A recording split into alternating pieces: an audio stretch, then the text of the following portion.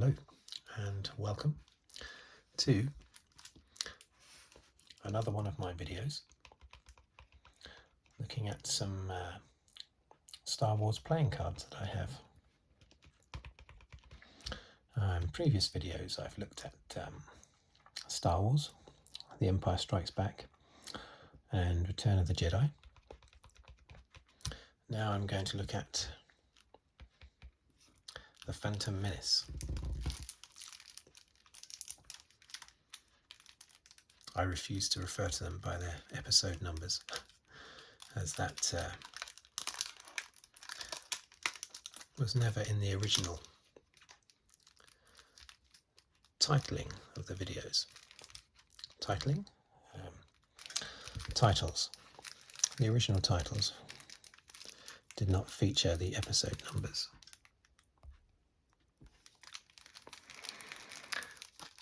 Okay. As you can see, I have never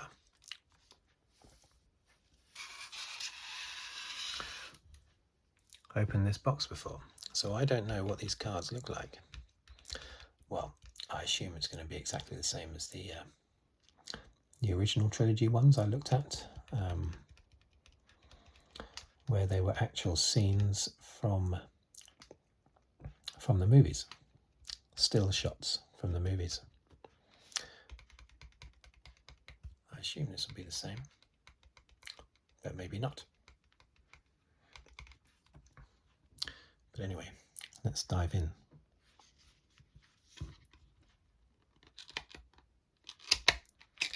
On the outside packet there, picture of Qui Gon Jinn and Obi Wan Kenobi.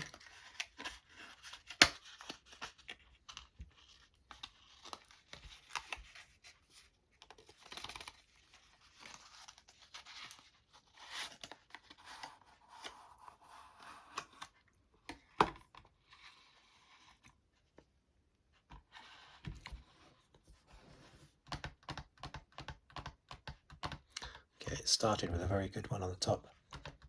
That's not a scene from the movie, not a still shot from the movie, but that is from a poster, and it's my favourite ever movie poster.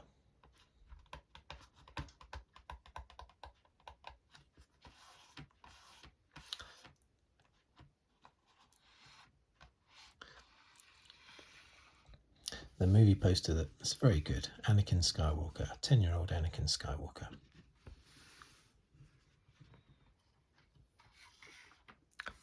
With his shadow being his future self as Darth Vader.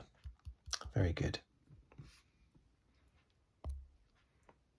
Taken in Tatooine. Very, very good idea, that.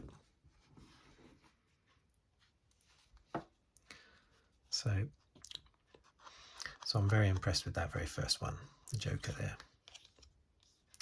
Looks like they've all got Darth Maul on the back.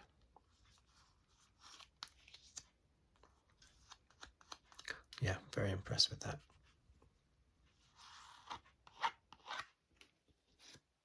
Another good one here. That really good brief fight scene between Darth Maul and Qui Gon Jinn. Can't fault the lightsaber duels in the prequel films. They were fantastic. I don't know what was going on with the sequel films. The lightsaber duels in the sequel films were just like two characters trying to hit each other over the head with clubs. There was no quick, speedy finesse to it like there was with the prequels. In the prequels, the characters looked like they had been training with lightsabers all their lives. And the sequel trilogies, they looked like they'd just picked one up for the first time. With even Finn managing to last against Kylo Ren for a good few seconds. There's the Trade Federation bloke. I can't remember his name. But yeah,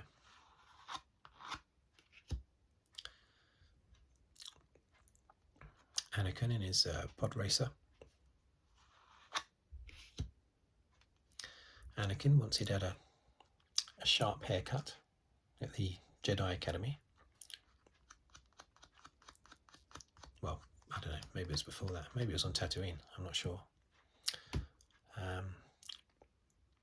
Anyway, he had a sharp haircut, I think to make him look a bit like Obi Wan Kenobi. There's Sebulba.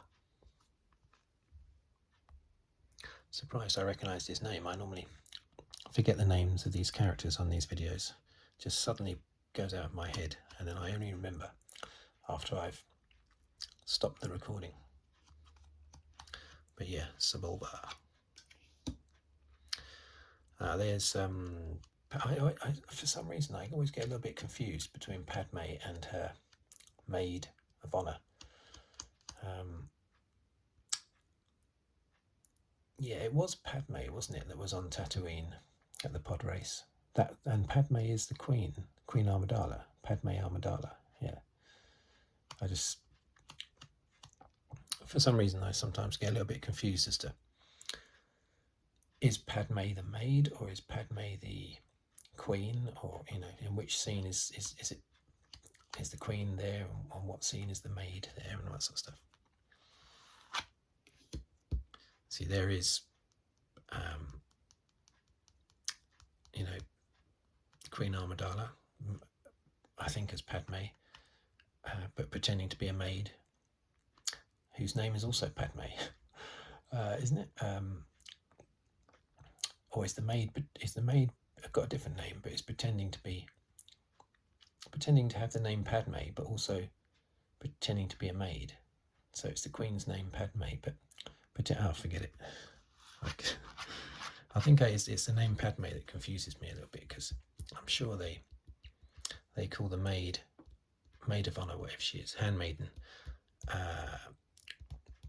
on Tatooine. I'm sure they refer to her as Padme, but Padme is the Queen's name, and isn't she pretending to be a handmaiden or something? Anyway, this is the bit where Anakin Skywalker says, "Are you an angel?" Which I thought was a bit of an odd line, because I don't know, is that him just suggesting that she's pretty or something, or does he honestly think that angels just, and what is an angel in a galaxy far, far away? What is an angel? Same as what they are here? I don't know. And that's the other Trade Federation guy, but I can't remember his name either, I'm afraid.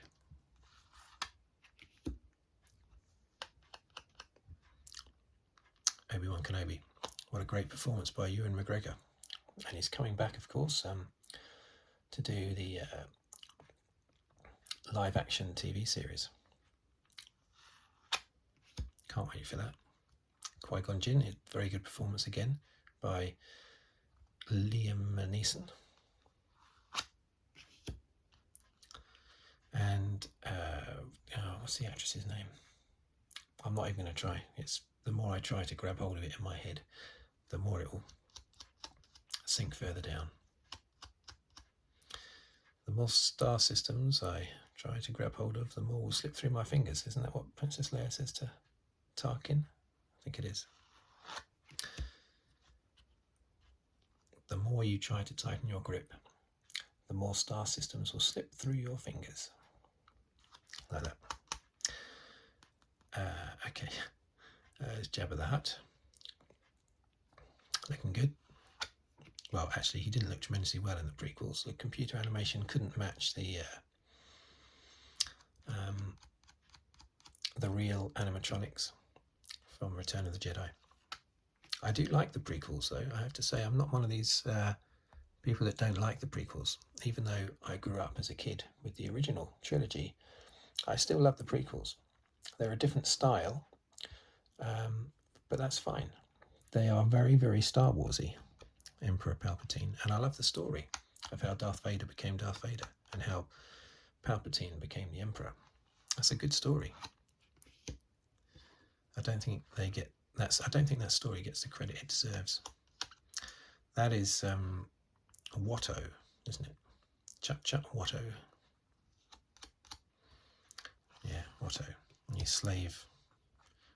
Well, he's not a slave master, is he? He just happens to have a slave, a couple of slaves. I don't know if that character has a name.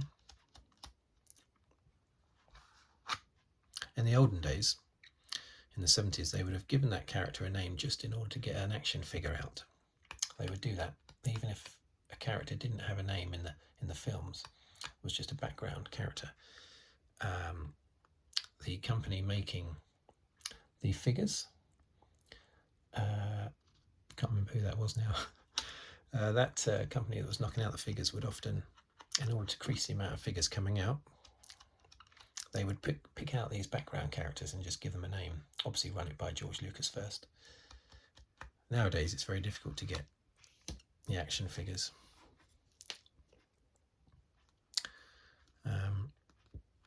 Yeah, Jar Jar Binks. Obviously, like everyone else, I don't like the character, but it doesn't distress me massively. I thought it was a bit ridiculous that he ended up representing Naboo in the Senate. I thought that was a bit daft. But the actual character itself, yeah, is a bit annoying, but I mean, why wouldn't there be annoying characters? There are annoying characters everywhere, aren't there? So there would be in Star Wars too. Droids. Not great, but again, I'm not distressed by them. They just relied on numbers rather than quality. Very much quantity over quality they were.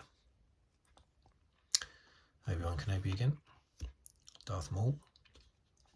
Great performance by the bloke who played Darth Maul. Nope, name's gone. But yeah, great performance by him. The martial arts guy who played Darth Maul and has played him recently as well. Liam Neeson again. Oh, this is the whole Padme the handmaiden and Padme the queen or something. That's all the Padmes basically. Picture of all the Padmes there. That's a droid on a thingy. Darth Maul looking menacing again. I do like Darth Maul. I think everyone likes him. He's a very popular character. This guy, potentially, I think, the best acting performance in all the Star Wars films. Ian McDiarmid, playing Palpatine, stroke Emperor. Such a good performance in the original trilogy and in the prequels and in The Rise of Skywalker as well. It's a great duel. Fantastic duel between those two, well, those three, including Obi Wan Kenobi. Palpatine again. Oh, winning the pod race.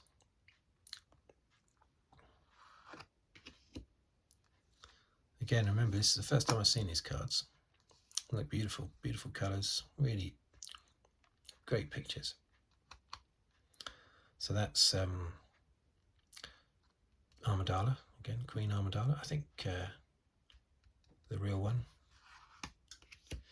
the real Padme.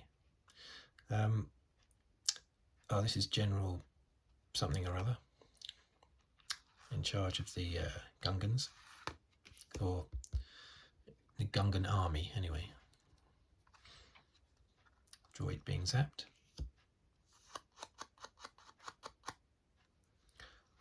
Yeah, Gungan army, Gungan cavalry, basically.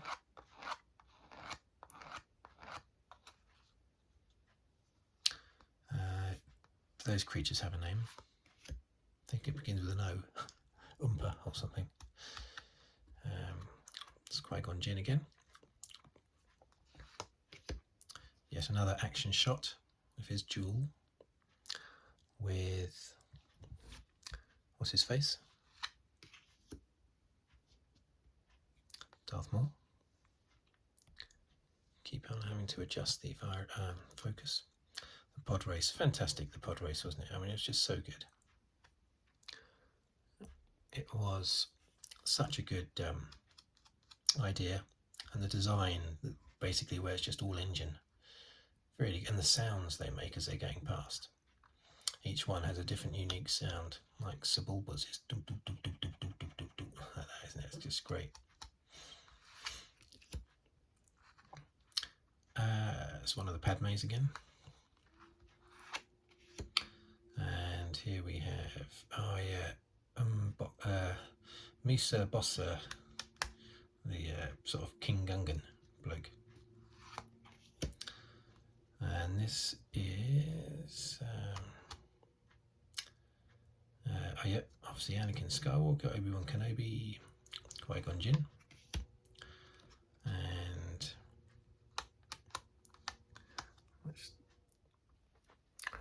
okay, so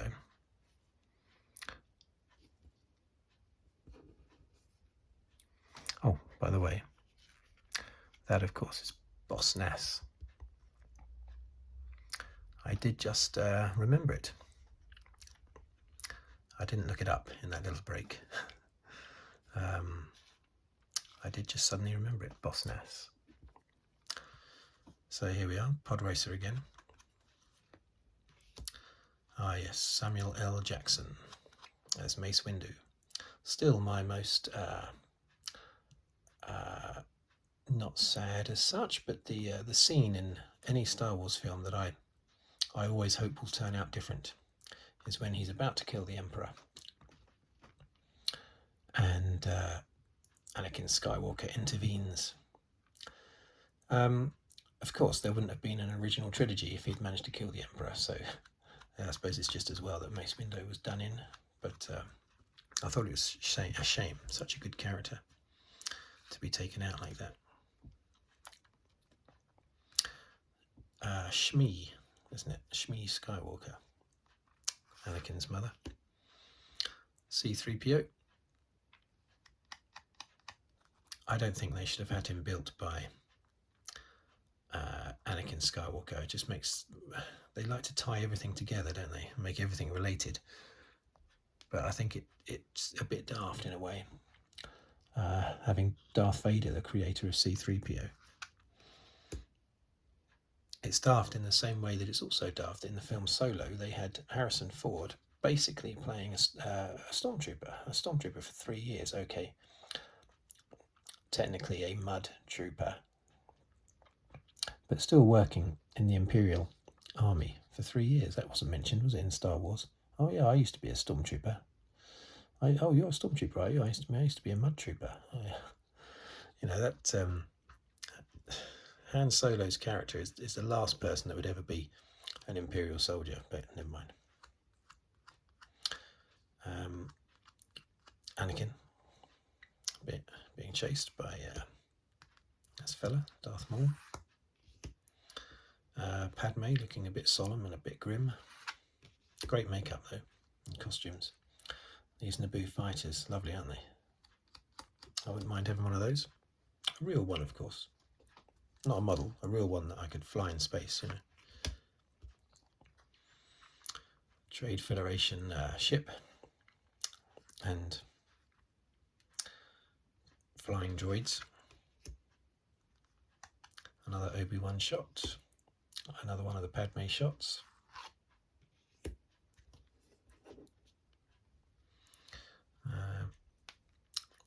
Obi Wan and Anakin, obviously. Oh, the little fight at the end, trying to regain control of Naboo.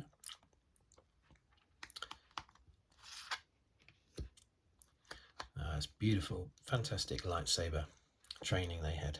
Really good. I know that Mark Hamill went through lots of lightsaber training. Really aggressive training for the original trilogy, but nothing compared to, or it doesn't look anywhere near as good as the prequel lightsaber duels. It's just amazing.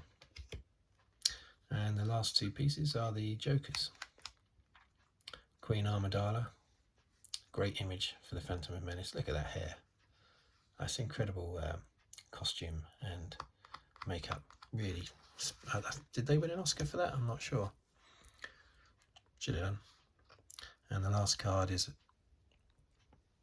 Darth Maul,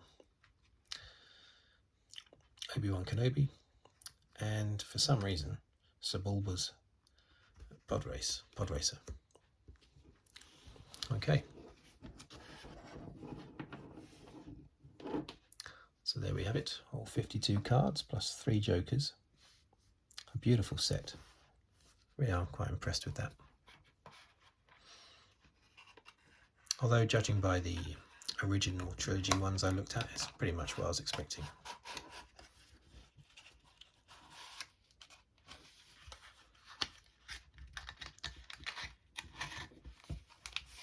Okay, there we are. Next up would be Attack of the Clones. And I also have a set for Revenge of the Sith and also The Force Awakens.